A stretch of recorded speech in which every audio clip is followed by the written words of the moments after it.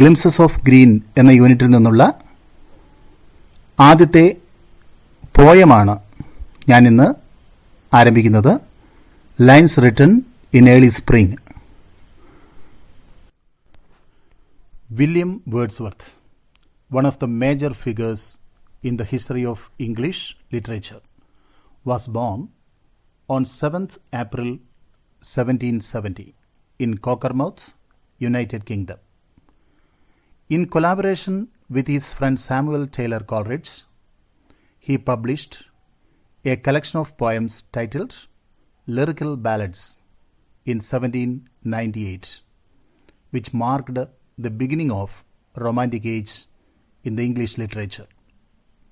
His semi-autobiographical work, The Prelude, is considered to be his masterpiece. He was Britain's poet laureate from 1843 until his death. He passed away on 23rd April 1850. William Wordsworth English സാഹിത്യ ചരിത്രത്തിലെ പ്രഗത്ഭനായ ഒരു കവിയായിരുന്നു. അദ്ദേഹം ജനിച്ചത് 1770 April 7-ാം തീയതിയാണ് ഇംഗ്ലണ്ടിലെ കോക്കർമൗത്തിൽ. അദ്ദേഹത്തിൻ്റെ സുഹൃത്തായ സാമുവൽ ടേലർ കോൾറിഡ്ജുമായി ചേർന്നുകൊണ്ട് അദ്ദേഹം ഒരു കവിതാ സമാഹാരം പ്രസിദ്ധീകരിക്കുകയുണ്ടായി. ലിറിക്കൽ ബാലഡ്സ് എന്ന പേരിൽ. അത് 1798 അത് ഇംഗ്ലീഷ് സാഹിത്യത്തിലെ റൊമാൻറ്റിക് ഏജിൻ്റെ തുടക്കം കുറിച്ചു എന്ന് പറയാം. അദ്ദേഹത്തിൻ്റെ സെമി ഓട്ടോബയോഗ്രഫിക്കൽ വർക്ക്, അർദ്ധ ആത്മകഥാംശപരമായ ദ പ്രിലൂഡ് എന്ന കൃതി മാസ്റ്റർ പീസായിട്ട്, അദ്ദേഹത്തിൻ്റെ ഉത്കൃഷ്ട കൃതിയായിട്ടാണ് അറിയപ്പെടുന്നത്. ബ്രിട്ടൻ്റെ ആസ്ഥാന കവിയായിട്ടാണ് 1843 മുതൽ മരണം വരെ വില്യം വേർഡ്സ്വർത്ത് അറിയപ്പെട്ടത്. 1850 ഏപ്രിൽ 23-ാം തീയതി അദ്ദേഹം ഈ ലോകത്തോട് വിട പറഞ്ഞു. നമുക്ക് പദ്യത്തിൻ്റെ പ്രതിപാദ്യ വിഷയം, അതായത് തീം ഓഫ് ദ പോയം എന്താണെന്ന് നോക്കാം. The beautiful sights and sounds, the peace and solace in the world of nature bring pleasant thoughts to the mind of the poet. അതായത് പ്രകൃതിയിലെ സുന്ദരമായ കാഴ്ചകളും ശബ്ദങ്ങളും സമാധാനപൂർണവും ആശ്വാസകരവുമായ ഒരു അനുഭവം, ഒരു ചിന്ത കവിയുടെ മനസ്സിന് സമ്മാനിക്കുന്നു. But the activities of discord, disharmony and destruction in the world of humans make him sad. എന്നാൽ മനുഷ്യൻ്റെ പരസ്പര ബന്ധിതമല്ലാത്ത പ്രവർത്തനങ്ങളും ചേർച്ചയില്ലായ്മയും നാശോന്മുഖമായ പ്രവർത്തനങ്ങളുമെല്ലാം അദ്ദേഹത്തിൻ്റെ മനസ്സിന് അല്പം ദുഃഖം പകരുകയും ചെയ്യുന്നു. Humans not only harm themselves but also destroy nature. മനുഷ്യൻ സ്വയം നശിക്കുക മാത്രമല്ല, പ്രകൃതിയെ കൂടി നശിപ്പിക്കുകയും ചെയ്യുന്നു. They destroy forest and pollute the air and water. വനനശീകരണവും വായുവും വെള്ളവും മലിനമാക്കുകയും ചെയ്യുന്ന പ്രവർത്തനങ്ങളിലും അവർ ഏർപ്പെടുന്നു. They exploit natural resources without least considering the other creatures on earth as well as ignoring their own future generations. അവർ പ്രകൃതി വിഭവങ്ങൾ ചൂഷണം ചെയ്യുന്നത് മറ്റുള്ള സഹജീവികൾക്ക് യാതൊരു പരിഗണനയും കൊടുക്കാതെയാണ്. അതുപോലെ തന്നെ അവരുടെ തന്നെ ഭാവി തലമുറയെ അവഗണിച്ചുകൊണ്ടാണ് അവർ പ്രകൃതി വിഭവങ്ങൾ ചൂഷണം ചെയ്യുന്നത്. And thus prepare wreath for nature's death. അങ്ങനെ പ്രകൃതിയുടെ മരണത്തിന് ഒരു റീത്ത് ഉണ്ടാക്കുകയാണ് അവരുടെ പ്രവർത്തനങ്ങളിലൂടെ മനുഷ്യജീവികൾ ചെയ്യുന്നത് എന്ന് കവി ദുഃഖത്തോടെ ഓർക്കുന്നു. Nature's holy plan of coexistence pleases the poet. എന്നാൽ പ്രകൃതിയുടെ പുണ്യമായ പദ്ധതി, എല്ലാ ജീവികളോടുമുള്ള സഹവർത്തിത്വം എന്ന പദ്ധതി കവിയെ നല്ല രീതിയിൽ സന്തോഷിപ്പിക്കുന്നു. And at the same time the violation of this holy plan by human beings pains him. എന്നാൽ എല്ലാവരെയും സഹവർത്തിത്വത്തോടെ കൊണ്ടുവരാനുള്ള പ്രകൃതിയുടെ പദ്ധതിയെ നശിപ്പിക്കുന്ന മനുഷ്യന്റെ പ്രവർത്തനങ്ങൾ അദ്ദേഹത്തെ വേദനിപ്പിക്കുകയും ചെയ്യുന്നു. ഇത്രയുമാണ് ഈ പോയത്തിൽ വില്യം വേർഡ്സ്വർത്ത് നമ്മുടെ മുന്നിൽ കൊണ്ടുവരുന്ന പ്രതിപാദ്യ വിഷയം അല്ലെങ്കിൽ തീം എന്ന് പറയാവുന്നത്. ഇനി നമുക്ക് പദ്യത്തിന്റെ വരികളിലേക്ക് പോകാം. ശ്രദ്ധിക്കുക, ഈ പോയം 4 വരികൾ വീതമുള്ള സ്റ്റാൻസകളായിട്ടാണ്. ആകെ 6 സ്റ്റാൻസകളാണ് ഈ പോയത്തിനുള്ളത്. 4 വരിയായിട്ടുള്ള സ്റ്റാൻസയ്ക്ക് നമ്മളൊരു പേര് പറയാറുണ്ട്, ക്വാർട്രെയിൻസ് എന്നാണ് പറയുക. ക്വാർട്രെയിൻസ്. ഈ ആദ്യത്തെ 4 വരി ശ്രദ്ധിക്കുമ്പോൾ നമുക്കൊരു കാര്യം വ്യക്തമാണ്. ഈ പദ്യത്തിൻ്റെ റൈം സ്കീം എന്ന് പറയുന്നത് എ ബി എ ബി എന്ന ക്രമത്തിലാണ്. അതായത് ഒന്നാമത്തെയും മൂന്നാമത്തെയും വരികൾ അവസാനിക്കുന്നത് നോട്ട്സ്, തോട്ട്സ്. അതുപോലെ തന്നെ 2, 4 വരികൾ അവസാനിക്കുന്നത് റിക്ലൈൻഡ്, മൈൻഡ് എന്നീ വാക്കുകളിലാണ്. അതുകൊണ്ട് തന്നെ റൈം സ്കീമായിട്ട് നമുക്കറിയാം എ ബി ആണ് ഈ സ്റ്റാൻസയ്ക്ക് നമ്മൾ റൈം സ്കീം പറയുന്നത്. ഇനി പദ്യത്തിൻ്റെ വരികളിലൂടെ നമുക്ക് നോക്കാം. I heard 1,000 blended notes while in a grove I sate reclined. In that sweet mood when pleasant thoughts bring sad thoughts to the mind. അതായത് കവി പറയുന്നു, I heard 1,000 blended notes.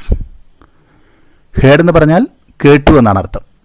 I heard 1,000 1000 blended notes. Blended എന്ന വാക്കിനർത്ഥം mixed എന്നാണ്. Notes എന്ന് പറഞ്ഞാൽ അതിൻ്റെ താളം അല്ലെങ്കിൽ ശബ്ദം, മ്യൂസിക്കൽ നോട്ട്സ് ഒക്കെ എന്നൊക്കെ പറയാറുണ്ടല്ലോ.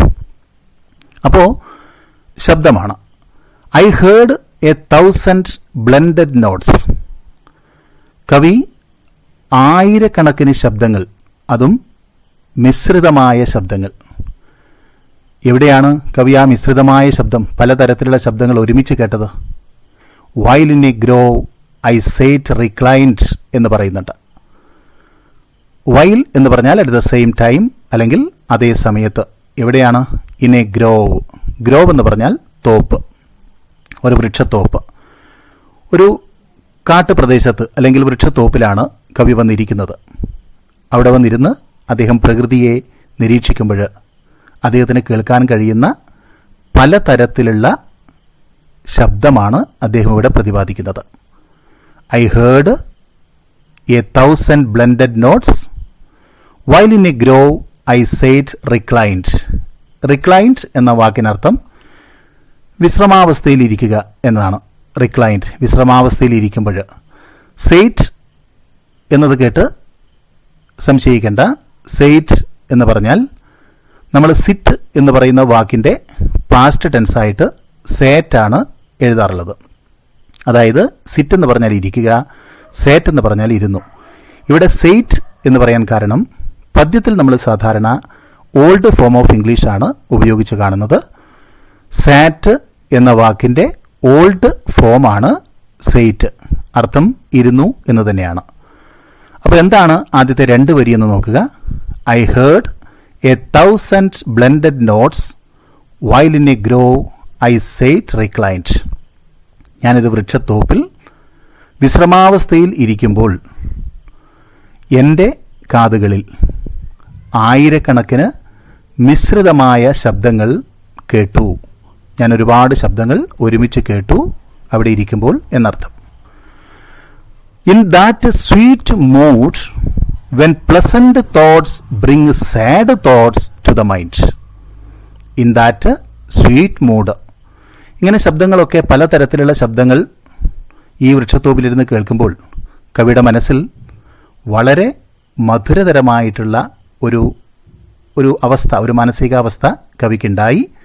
അങ്ങനെയുള്ള സ്വീറ്റ് മൂഡിൽ, മാനസികാവസ്ഥയിൽ, മധുരതരമായ മാനസികാവസ്ഥയിൽ വെൻ പ്ലസന്റ് തോട്ട്സ്, മനസ്സിൽ എന്തുണ്ടായി? ആ മധുരതരമായ മാനസികാവസ്ഥയിൽ നല്ല ചിന്തകൾ, പ്ലസന്റ് തോട്ട്സ് കവിയുടെ മനസ്സിലുണ്ടായി. എന്നാൽ അതേസമയം that pleasant thoughts bring sad thoughts to the mind, കുറച്ച് ദുഃഖാകുലമായ അല്ലെങ്കിൽ വിഷമിപ്പിക്കുന്നതായ ചിന്തകളും അദ്ദേഹത്തിൻ്റെ മനസ്സിലേക്ക് കൊണ്ടുവന്നു എന്ന് പറയുന്നു.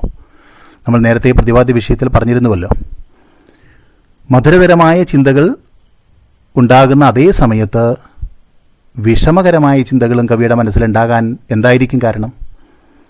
പ്രകൃതി വളരെ സുന്ദരമായ കാഴ്ചകളും നമുക്ക് ആസ്വദിക്കാനുള്ള ശബ്ദങ്ങളുമൊക്കെയാണ് നൽകുന്നത്. എന്നാൽ മനുഷ്യൻ്റെ പ്രവർത്തനം പ്രകൃതിയെ നശിപ്പിക്കാൻ ഉതകുന്നതാണ്. അപ്പോൾ പ്രകൃതിയുടെ മധുരതരമായ ആ അവസ്ഥയിൽ നിന്നുകൊണ്ട് അദ്ദേഹത്തിൻ്റെ മനസ്സിൽ ചിന്തകൾ ഉണ്ടാകുന്ന അതേ സമയത്ത് അദ്ദേഹത്തിൻ്റെ മനസ്സിൽ മനുഷ്യൻ്റെ നാശോന്മുഖമായ പ്രവർത്തനങ്ങളെക്കുറിച്ചുള്ള ഓർമ്മകൾ തികട്ടി വരുന്നു. അങ്ങനെയാണ് pleasant thoughts bring sad thoughts to the mind എന്ന് കവി പറയുന്നത്. ഈ 4 വരിയിൽ നമുക്ക് ഫിഗേഴ്സ് ഓഫ് സ്പീച്ച് എന്തൊക്കെയാണെന്ന് നോക്കാം. ആദ്യം ഐ ഹേർഡ് 1000 ബ്ലെൻഡഡ് നോട്ട്സ് എന്ന് പറയുന്നു. നമുക്ക് പറയാൻ പറ്റില്ല, പ്രകൃതിയിൽ ഇങ്ങനെ ആസ്വദിച്ചു കൊണ്ടുവന്നിരിക്കുമ്പോൾ കൃത്യമായി 1000 ശബ്ദവീജികൾ കേട്ടു എന്ന് പറയാൻ പറ്റില്ല. അപ്പോൾ ഐ ഹേർഡ് 1000 ബ്ലെൻഡഡ് നോട്ട്സ് എന്ന് പറയുന്ന ആ വരി ഒരു എക്സാജറേറ്റഡ് എക്സ്പ്രഷനാണ്. എക്സാജറേറ്റഡ് എക്സ്പ്രഷൻ ആണ് ഇവിടെ ഉപയോഗിച്ചിരിക്കുന്നത്. അതുകൊണ്ട് തന്നെ ഹൈപ്പർബല്ലി എന്ന് പറയുന്ന ഒരു ഫിഗർ ഓഫ് സ്പീച്ചാണ് ഈ വരിയിൽ നമുക്ക് കാണാൻ കഴിയുന്നത്. ഹൈപ്പർബല്ലി, HYPERBOLE, ഹൈപ്പർബല്ലി എന്ന് പറയുന്ന ഒരു ഫിഗർ ഓഫ് സ്പീച്ചാണ് ഈ ആദ്യ വരിയിൽ 1000 ബ്ലെൻഡഡ് നോട്ട്സ് എന്ന വരിയിൽ നമുക്ക് കിട്ടുന്നത്. അതുപോലെ തന്നെ ഇതിലൂടെ നമുക്ക് ഈ 1000 ശബ്ദവീജികൾ ഒരുമിച്ച് കേൾക്കുന്നു എന്നൊക്കെ കവി പറയുമ്പോൾ ഒരു ഓഡിറ്ററി ഇമേജ്, അതായത് ആ ശബ്ദം വായനക്കാരായ നമുക്കും കേൾക്കാൻ കഴിയുന്ന ഒരവസ്ഥയുണ്ടാകുന്നുണ്ട്. അതുകൊണ്ട് ഇവിടെ ഒരു ഓഡിറ്ററി ഇമേജ് കൂടി നമുക്ക് കാണാൻ കഴിയുന്നുണ്ട്. അപ്പോൾ ആദ്യത്തെ 4 വരി ഒന്നുകൂടി മനസ്സിരുത്തി ഞാൻ ഈ പറഞ്ഞ അർത്ഥങ്ങൾ മനസ്സിൽ വെച്ചുകൊണ്ട് വായിച്ചു നോക്കുക. I heard 1000 blended notes while in a grove I sat reclined in that sweet mood when pleasant thoughts bring sad thoughts to the mind. അടുത്ത സ്റ്റാൻസ നമുക്ക് നോക്കാം. To her fair works did nature link the human soul that through me ran, and much it grieved my heart to think what man has made of man. കൃത്യമായിട്ടൊന്ന് കണ്ണോടിക്കുക വരികളിലൂടെ. To her fair works did nature link. To her, അവളിലേക്ക് എന്ന് പറയുന്നു. To her, ഇവിടെ her എന്നുദ്ദേശിക്കുന്നത് പ്രകൃതിയെയാണ്. പ്രകൃതിയെ നമ്മൾ സാധാരണ സ്ത്രീ ആയിട്ടാണ് സങ്കല്പിക്കാറുള്ളത്. അപ്പോൾ to her fair works did nature link. Nature അവളുടെ ഫെയർ വർക്ക്സിലേക്ക്. എന്താണ് ഫെയർ വർക്ക്സ് എന്ന് പറഞ്ഞാൽ? ഫെയർ എന്ന് പറഞ്ഞാൽ ഗുഡ് എന്നർത്ഥം. ഫെയർ വർക്ക്സ് എന്നാകുമ്പോൾ ഗുഡ് ഡീഡ്സ്, നല്ല പ്രവൃത്തികൾ, സത്പ്രവൃത്തികൾ എന്നാണ്. പ്രകൃതി എപ്പോഴും നല്ല പ്രവൃത്തികളാണ് ചെയ്തുകൊണ്ടിരിക്കുന്നത് ഈ പ്രകൃതിയിലെ ജീവജാലങ്ങൾക്ക് വേണ്ടിയിട്ട്, മനുഷ്യരുൾപ്പെടെയുള്ള ജീവജാലങ്ങൾക്ക് വേണ്ടിയിട്ട്. അപ്പോൾ to her fair works did nature link the human soul എന്നാണ് കവി പറയുന്നത്. ടു ഹെർ ഫെയർ വർക്ക്സ്, അവളുടെ നല്ല പ്രവൃത്തികളിലേക്ക് did nature link. Nature did link means nature linked എന്നർത്ഥം. അതായത് മൊത്തമായി പറഞ്ഞാൽ nature linked her fair works with the human soul. അതായത് പ്രകൃതി അവളുടെ സത്പ്രവർത്തികളിലേക്ക് മനുഷ്യൻ്റെ ആത്മാവിനെയും ലിങ്ക് ചെയ്യുന്നു, ബന്ധിപ്പിക്കുന്നു എന്നർത്ഥം. അതായത് പ്രകൃതി നല്ലത് ചെയ്യുമ്പോൾ മനുഷ്യനും നല്ലത് ചെയ്യണമെന്ന് പ്രകൃതി ആഗ്രഹിക്കുന്നു. But to her fair works did nature link the human soul. Nature linked the human soul with her fair works. That through me ran, the soul through me ran. എന്നിലൂടെ ഓടുന്നതും ആ ഒരു ആത്മാവാണ്. എല്ലാ മനുഷ്യാത്മാവിലേക്കും പ്രകൃതി അതിൻ്റെ സത്പ്രവൃത്തികളെ ബന്ധിപ്പിക്കുമ്പോൾ അത്തരമൊരു ആത്മാവാണ് എന്നിലൂടെയും ഓടുന്നത് എന്ന് പറഞ്ഞാൽ ഞാനും അത്തരമൊരു മനുഷ്യാത്മാവാണ്. അപ്പോൾ എൻ്റെ ആത്മാവിനെ എന്നതുപോലെ ഈ പ്രപഞ്ചത്തിലെ എല്ലാ മനുഷ്യരുടെ ആത്മാവിലേക്കും പ്രകൃതി അതിൻ്റെ സത്പ്രവൃത്തികളെ ബന്ധിപ്പിക്കുവാൻ ശ്രമിക്കുന്നു. To her fair works did nature link the human soul that through me ran. Nature linked her fair works with all the human soul. The human soul that through me ran. എന്നിലൂടെ ഓടുന്ന ഒരു മനുഷ്യാത്മാവിനെ പോലെ തന്നെ എല്ലാ മനുഷ്യാത്മാവിലേക്കും പ്രകൃതി അതിൻ്റെ സത്പ്രവൃത്തികൾ ബന്ധിപ്പിക്കുവാൻ ശ്രമിക്കുന്നു. And much it grieved my heart to think. And much it grieved my heart. It grieved my heart very much. Much it grieved. It grieved my heart very much. It pained me very much to think what man has made of man. എന്നാൽ പ്രകൃതി ഇങ്ങനെ ബന്ധിപ്പിക്കുന്ന കാര്യം ആലോചിക്കുമ്പോൾ എൻ്റെ മനസ്സിൽ വീണ്ടും ദുഃഖമുണ്ടാവുകയാണ്. It grieved my heart very much. എന്തുകൊണ്ടാണ്? When I think what man has made of man. എന്താണ് പ്രകൃതിയിലെ മനുഷ്യനോട് ചെയ്യുന്നത് എന്നോർത്തിട്ട്. പ്രകൃതി ആഗ്രഹിക്കുന്നത് പോലെയല്ല മനുഷ്യർ ഈ പ്രകൃതിയിൽ പെരുമാറുന്നത്.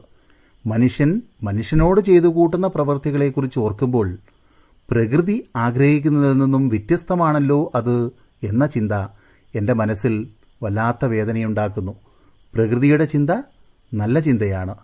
എന്നാൽ ആ ചിന്തയ്ക്കനുസരിച്ചല്ല മനുഷ്യനിവിടെ പ്രവർത്തിക്കുന്നത് എന്ന് എനിക്ക് തോന്നിപ്പോകുന്നു. അതെന്നെ വല്ലാതെ വിഷമിപ്പിക്കുന്നു. നമുക്കൊന്നുകൂടി നോക്കാം. To her fair works did nature link the human soul that through me ran. Nature linked her fair works with the human soul. മനുഷ്യന്റെ ആത്മാവുമായിട്ട് പ്രകൃതി അതിൻ്റെ സത്പ്രവൃത്തികളെ ബന്ധിപ്പിക്കുന്നു. That through me Rann.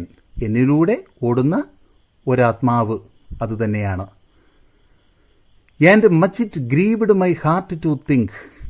പക്ഷേ എൻ്റെ മനസ്സിനെ അത് വല്ലാതെ വേദനിപ്പിക്കുന്നു.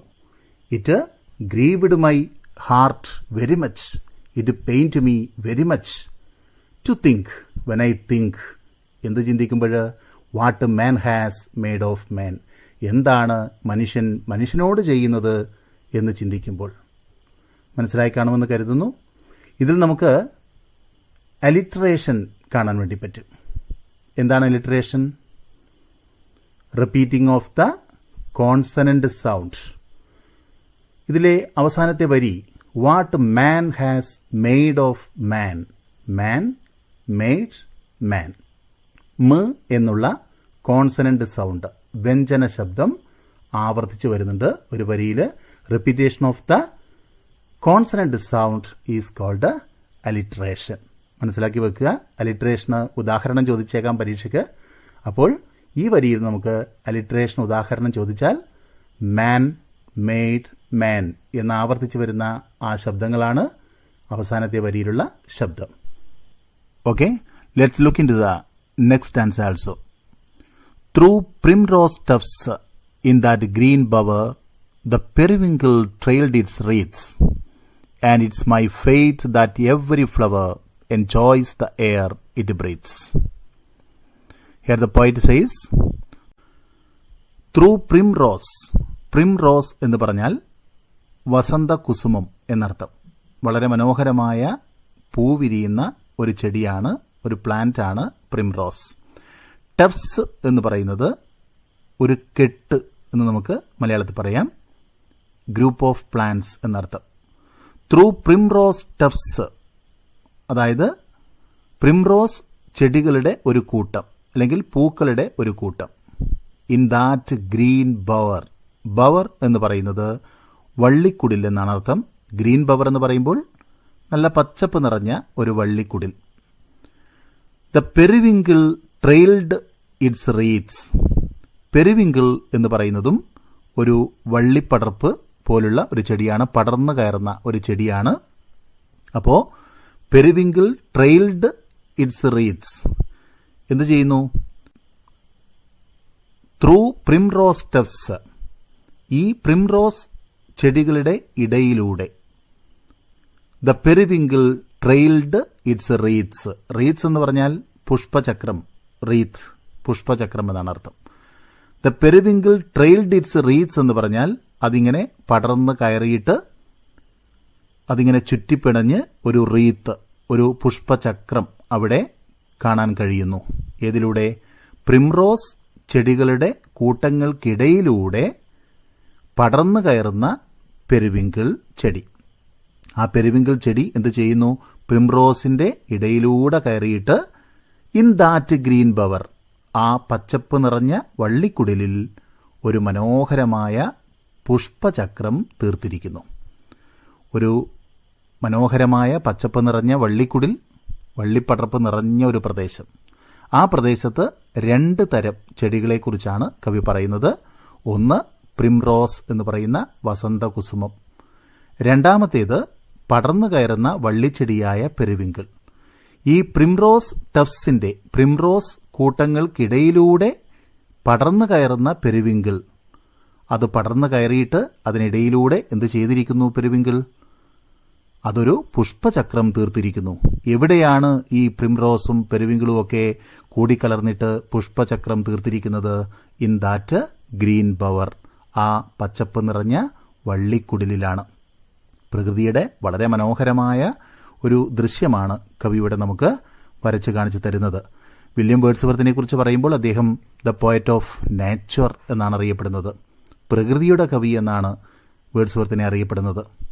അദ്ദേഹത്തിന്റെ ഡാഫഡെയിൽസ് എന്ന് പറയുന്ന പോയമൊക്കെ നമ്മൾ വായിച്ചിട്ടുണ്ടാകും, പഠിച്ചിട്ടുണ്ടാകും ചിലപ്പോൾ.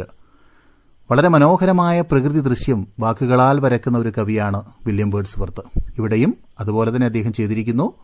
Through primrose tufts the periwinkle trailed its REITs in that green bowel. പച്ചപ്പ് നിറഞ്ഞ ആ വള്ളിക്കുടിലിൽ പ്രിംറോസ് ചെടികൾക്കിടയിലൂടെ പടർന്നു കയറി പെരിവിങ്കിൾ ഒരു പുഷ്പചക്രം തീർത്തിരിക്കുന്ന മനോഹരമായ കാഴ്ചയുണ്ടെന്നാണ് കവി പറയുന്നത്. And it's my faith. പിന്നീട് കവി പറയുന്നു, ഇറ്റ്സ് മൈ ഫെയ്ത്ത്, എൻ്റെ വിശ്വാസമാണ്. എന്താണ് കവി വിശ്വസിക്കുന്നത്? ദാറ്റ് എവരി ഫ്ലവർ, ഇവിടെ വിരിഞ്ഞു നിൽക്കുന്ന ഓരോ പുഷ്പവും, enjoys the air it breathes, അത് ശ്വസിക്കുന്ന വായുവിനെ ആസ്വദിച്ച് ശ്വസിക്കുകയാണ്. നമുക്ക് വളരെ മനോഹരമായ അന്തരീക്ഷത്തിൽ ജീവിക്കുമ്പോഴാണ് നമ്മുടെ ശ്വാസോച്ഛ്വാസം നന്നാകുന്നത്. ശുദ്ധവായു ശ്വസിക്കുമ്പോഴാണ് നല്ല ചിന്തകൾ നമ്മുടെ മനസ്സിലേക്ക് വരുന്നത്, സത്പ്രവൃത്തികൾ നമ്മളിലൂടെ ഉണ്ടാകുന്നത്. അപ്പോൾ and it's my faith that every flower enjoys the air it breathes. പച്ചപ്പ് നിറഞ്ഞ ഈ വള്ളിക്കുടിലിൽ പെരിവിങ്കിളും പ്രിംറോസ് ചെടികളും ഒക്കെ കെട്ടുപിണഞ്ഞ് പുഷ്പചക്രം അവിടെ നമുക്ക് കാണിച്ചു തരികയും അവിടെ വിരിഞ്ഞു നിൽക്കുന്ന ഓരോ പൂക്കളും, ഓരോ പൂവും, ഇറ്റ് ഈസ് മൈ ഫെയ്ത്ത്, എൻ്റെ വിശ്വാസമാണത്, ഓരോ പൂവും, that every flower enjoys the air, അവിടെയുള്ള വായുവിനെ ആസ്വദിക്കുകയാണ്. വെൻ ഇറ്റ് ബ്രീത്ത്സ്, അത് ശ്വസിക്കുമ്പോൾ. അങ്ങനെ അതിൻ്റെ ശ്വാസോച്ഛ്വാസം പോലും നന്നായി ആസ്വദിച്ചുകൊണ്ട്, അത് നന്നായി ആസ്വദിച്ച് ശ്വസിച്ചുകൊണ്ട് ഓരോ പൂവും അവിടെ മനോഹരമായ ഒരു ദൃശ്യം നമുക്ക് പകർന്നു തന്ന് വിരിഞ്ഞു നിൽക്കുന്ന ആ കാഴ്ച കവിയുടെ മനസ്സിൽ എന്തെന്നില്ലാത്ത സന്തോഷമുണ്ടാക്കുന്നു.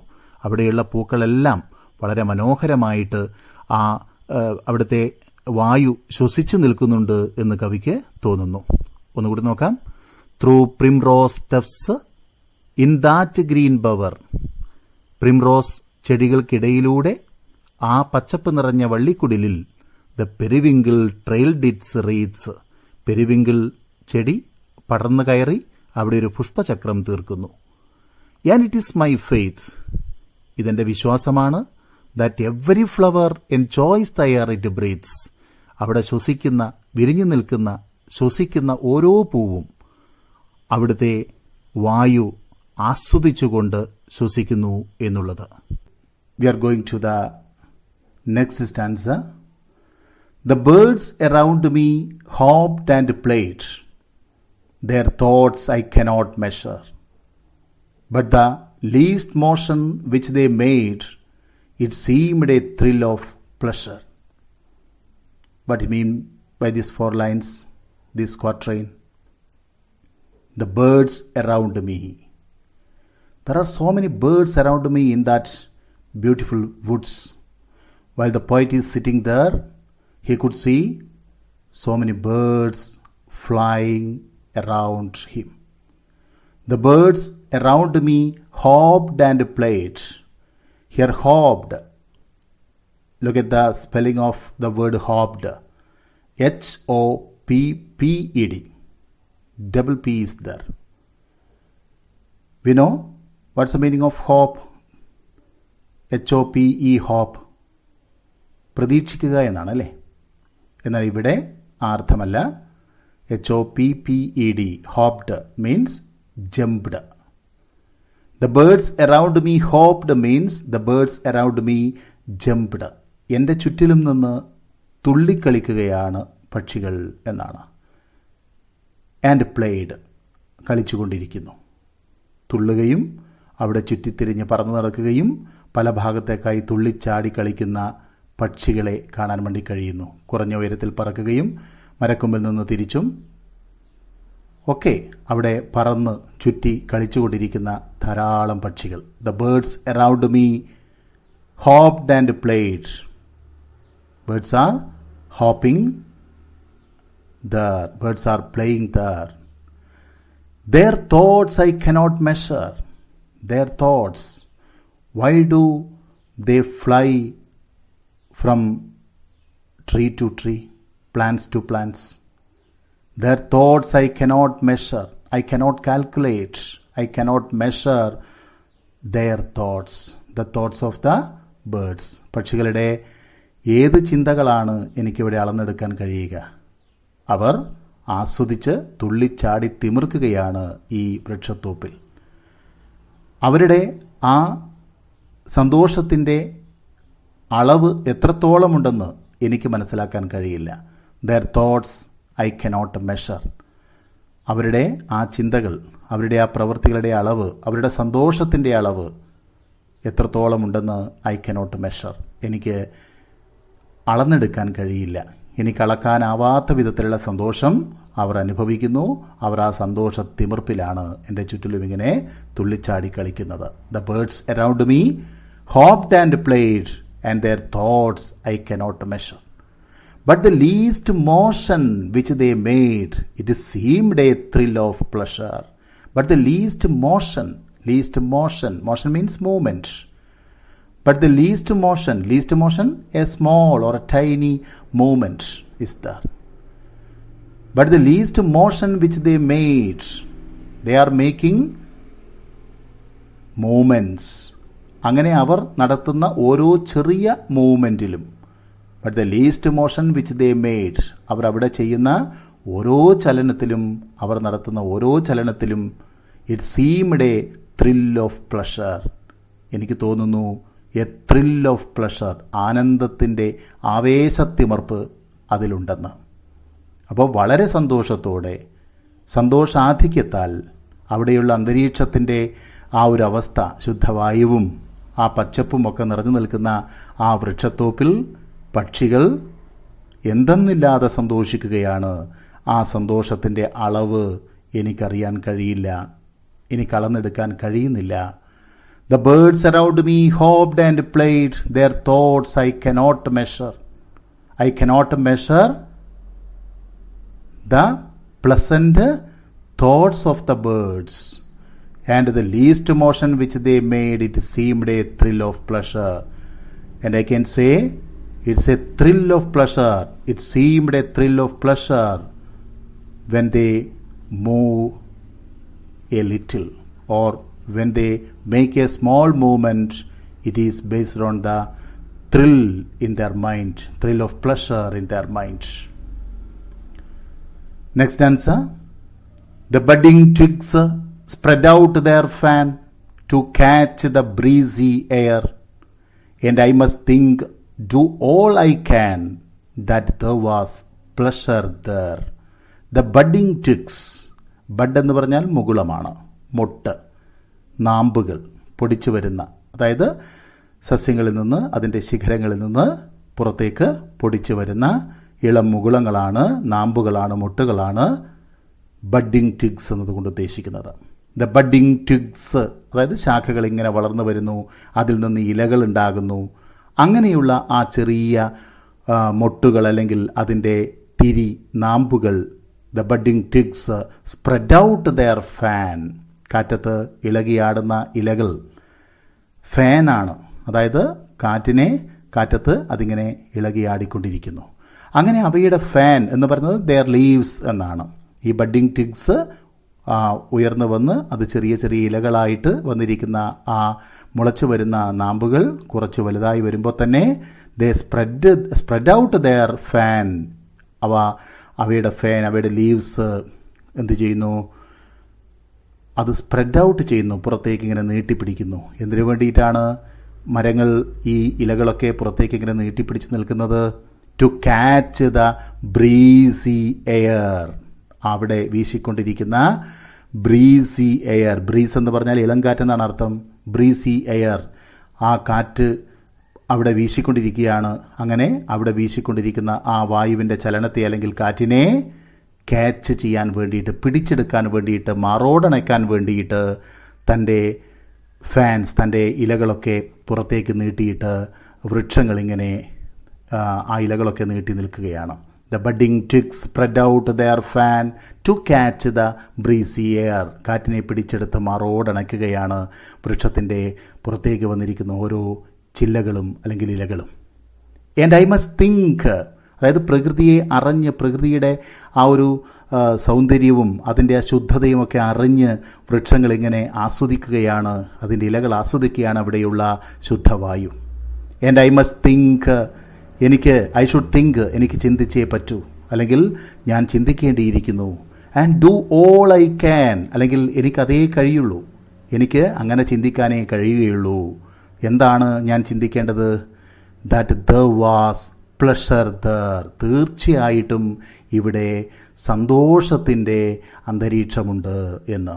ദർ വാസ് പ്ലഷർ ദർ, ഈ വൃക്ഷത്തോപ്പിൽ നിറയെ പ്രകൃതി അതിൻ്റെ സന്തോഷം നിറച്ചു വെച്ചിരിക്കുകയാണ്. ഇവിടെയുള്ള പൂക്കളും കിളികളും മരങ്ങളും എല്ലാം ഈ സന്തോഷത്തിൻ്റെ ശുദ്ധവായു ഇവിടെ ആശ്വസിക്കുന്നു, സന്തോഷത്തിൻ്റെ ശുദ്ധവായു ഇവിടെ ആസ്വദിക്കുന്നു. അതുകൊണ്ട് തന്നെ അതൊക്കെ കണ്ടുകൊണ്ട് സന്തോഷത്തോടെ ഇരിക്കാൻ മാത്രമേ, അവിടെ സന്തോഷമുണ്ടെന്ന് ചിന്തിച്ചുകൊണ്ട് അവിടെ ഇരിക്കാൻ മാത്രമേ എനിക്ക് കഴിയുകയുള്ളൂ. ഞാൻ ആ രീതിയിൽ മാത്രം പ്രകൃതിയുടെ ആ നന്മയെക്കുറിച്ച് ചിന്തിച്ചുകൊണ്ട് അവിടെ ഇരിക്കുന്നു. If this belief from heaven be sent, if such be nature's holy plan, have I not reason to lament what man has made of man. If this belief from heaven be sent, if this belief, ഈ ഒരു വിശ്വാസം, from heaven be sent, അങ്ങ് സ്വർഗത്തിൽ നിന്ന്, ദൈവീക ലോകത്തിൽ നിന്ന് പ്രകൃതിയിലേക്ക് അയക്കപ്പെട്ടതാണെങ്കിൽ, if this belief from heaven be sent, എന്നിലേക്ക് കടന്നു വരുന്ന ഈ വിശ്വാസം ദൈവീകമായ ഒരു വിശ്വാസമായിട്ട് എന്നിലേക്ക് വന്ന് വീഴുകയാണെങ്കിൽ, അല്ലെങ്കിൽ അങ്ങനെ അയക്കപ്പെട്ടതാണെങ്കിൽ, if such be nature's holy plan, ഇത് പ്രകൃതിയുടെ സുന്ദരമായ പരിപാവനമായ ഒരു പദ്ധതി തന്നെയാണെങ്കിൽ, എന്ന് പറഞ്ഞാൽ ദൈവീകമായ പ്രകൃതിയിലേക്ക് എത്തിച്ചേർന്നിരിക്കുന്ന ഒരു വിശ്വാസമാണ് എല്ലാ മനുഷ്യജീവികളിലും പരക്കുന്നത്. പ്രകൃതിയിലേക്ക് ദൈവം എത്തിച്ചിരിക്കുന്ന ഒരു വിശ്വാസം. If such be nature's holy plan, അത് പ്രകൃതി നിയമമായിട്ട്, പ്രകൃതിയുടെ പരിപാവനമായ പദ്ധതിയായിട്ട് ഇവിടെ നടപ്പാവുകയാണെങ്കിൽ, have I not reason to lament. Lament എന്ന് പറഞ്ഞാൽ വിലപിക്കുക എന്നാണ് അർത്ഥം. Have I not reason to lament. എനിക്ക് വിലപിക്കാൻ പിന്നെ മറ്റ് കാരണങ്ങൾ തിരയേണ്ടതുണ്ടോ? Have I not reason to lament. പ്രകൃതി ഇത്രയും നല്ല പരിപാവനമായ ഒരു പദ്ധതി, നേച്ചേഴ്സ് പ്ലാൻ, ഹോളി പ്ലാൻ ഇവിടെ ആസൂത്രണം ചെയ്ത് വെച്ചിരിക്കുന്നു. അത് ദൈവികമായ രീതിയിൽ നമുക്ക് അനുഭവിക്കാനെന്നോണം പ്രകൃതിയിലേക്ക് തന്നിരിക്കുന്നു. പ്രകൃതിയിലെ എല്ലാ വസ്തുക്കളും, മനുഷ്യനൊഴിച്ച് എല്ലാ വസ്തുക്കളും, മരങ്ങളും പൂക്കളും പക്ഷികളും എല്ലാം പ്രകൃതിയിലെ ദൈവികമായ ഈ ശുദ്ധവായു, പ്രകൃതിയുടെ പരിപാവനമായ പദ്ധതിയെ മനസ്സിലാക്കിക്കൊണ്ട് അതിൻ്റെ ശുദ്ധമായ വായു ആസ്വദിച്ചിട്ട് അങ്ങനെ ജീവിക്കുമ്പോൾ have I not reason to lament. എനിക്ക് ചിന്തിക്കാതിരിക്കാൻ, എനിക്ക് വിഷമിക്കാതിരിക്കാനാകുമോ? കാരണം what man has made of man, മനുഷ്യൻ മനുഷ്യന് വേണ്ടി ചെയ്യുന്നത് എന്താണ് എന്ന് ചിന്തിച്ച് നോക്കുമ്പോൾ as a human being I can only lament. എനിക്ക് വിലപിക്കാൻ മാത്രമേ കഴിയൂ. എനിക്കതിന് മാത്രമേ കാരണമുള്ളൂ. എനിക്ക് വേറെ കാരണമില്ല. കാരണം പ്രകൃതി ഇവിടെ എല്ലാം നമുക്ക് ഒരുക്കി തരുന്നു. പ്രകൃതിയിലെ എല്ലാ വസ്തുക്കളും അത് ആസ്വദിക്കുന്നു. പക്ഷേ മനുഷ്യൻ്റെ മനസ്സിലുള്ള ചിന്തകൾ വെച്ച് മനുഷ്യൻ തൻ്റെ സഹപ്രവർത്തകരോട് അല്ലെങ്കിൽ മനുഷ്യൻ തൻ്റെ മനുഷ്യരായ സഹജീവികളോട് ചെയ്യുന്ന ഈ കാര്യങ്ങൾ കാണുമ്പോൾ ഒരു മനുഷ്യനെന്ന നിലയിൽ ഇത്രയും സൗകര്യങ്ങൾ ഇവിടെ ഉണ്ടായിട്ടും മനുഷ്യനിത് മനസ്സിലാക്കാൻ കഴിയുന്നില്ലല്ലോ. What man has made of man, എന്താണ് മനുഷ്യന് വേണ്ടി ചെയ്യുന്നത്, അല്ലെങ്കിൽ മനുഷ്യനിലേക്ക് ചെയ്തു കൂട്ടുന്ന കാര്യങ്ങൾ എന്താണ് എന്ന ചിന്ത വരുമ്പോൾ ഈ പ്രകൃതിയിലെ നന്മകളെക്കുറിച്ചെല്ലാം അറിയുമ്പോഴും എനിക്കതിനെ വിട്ട് വിലപിക്കാൻ മാത്രമേ കഴിയുന്നുള്ളൂ. എനിക്ക് വിലപിക്കാതിരിക്കാനാകുന്നില്ല എന്ന് പറഞ്ഞ് കവി അവസാനിപ്പിക്കുകയാണ്. Okay, today we stop here. I think all of you have understood the poem very much.